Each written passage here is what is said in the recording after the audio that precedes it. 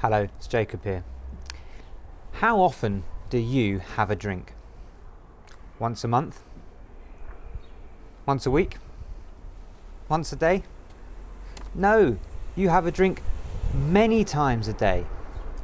And why is that? Well, it's because you feel thirsty. But being thirsty is just your body reminding you that you have to have a drink. You have to have a drink to stay alive.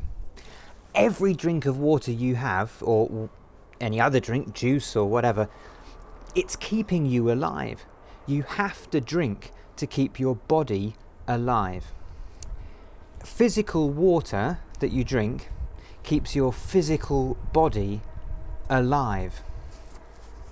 But did you know that Jesus said there's a kind of spiritual water that you need to make you spiritually alive? Let me tell you a story. There's this woman and she's on her way to get water. She's not going to Tesco's because this is back in the days of Jesus.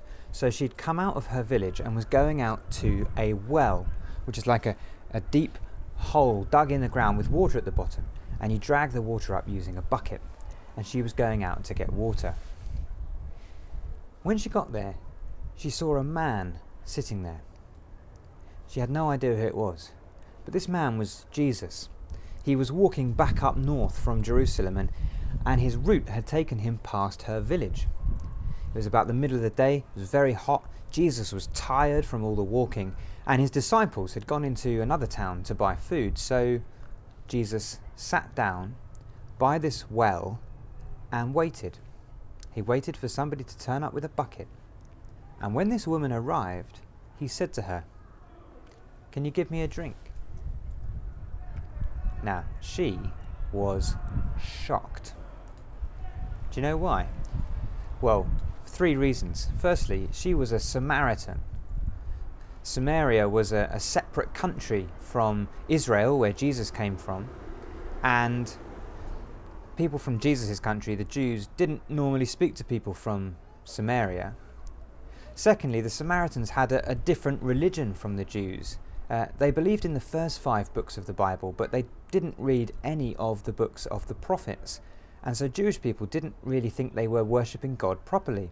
So that's another reason why they didn't really speak to them. And thirdly, she was a woman and Jesus was a man. And Jewish men never really spoke to foreign women.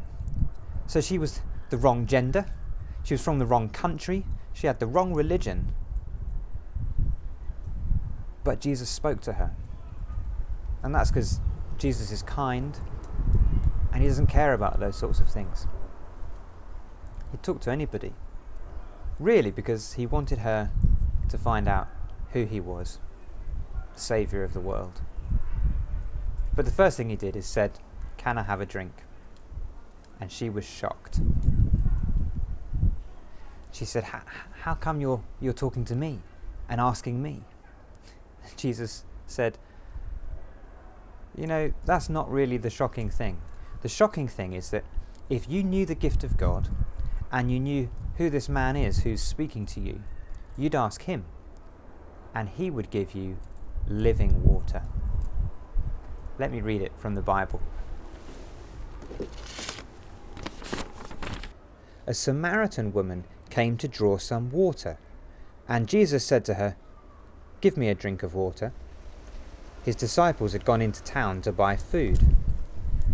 The woman answered, "You are a Jew, and I am a Samaritan, so how can you ask me for a drink?" Jews won't even use the same cups and bowls that Samaritans use. Well, Jesus answered, "If only you knew what God gives, and who it is that is asking you for a drink, you would ask him, and he would give you life-giving water." "Oh, sir," the woman said, "you haven't got a bucket, and the well is deep. Where would you get that life-giving water?" Jesus answered, "All those who drink this water will be thirsty again. But whoever drinks the water that I will give him will never be thirsty again. The water that I will give him will become in him a spring, which will provide him with life-giving water and give him eternal life." "Oh, sir," the woman said, "give me that water. Then I'll never be thirsty again, nor will I have to come here to draw water." Well, she didn't really understand what Jesus was saying. She got a little bit confused. When Jesus said, "If you really knew who I was, you'd ask me, and I'd give you life-giving water," he wasn't talking about the physical water that comes out of a well or out of a tap or out of a bottle. He was talking about spiritual water.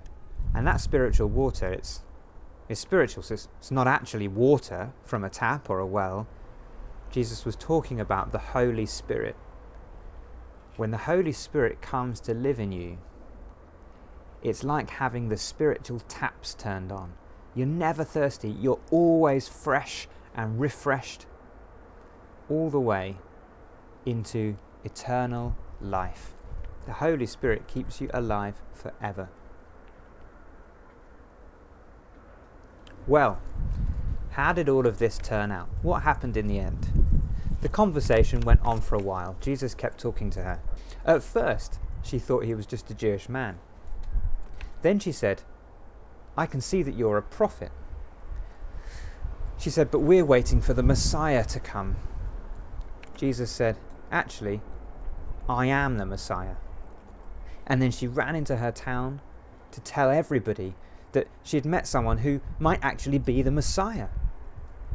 And they came and they talked with Jesus. And here's how the story ends. It says, "Many more Samaritans believed because of Jesus' message.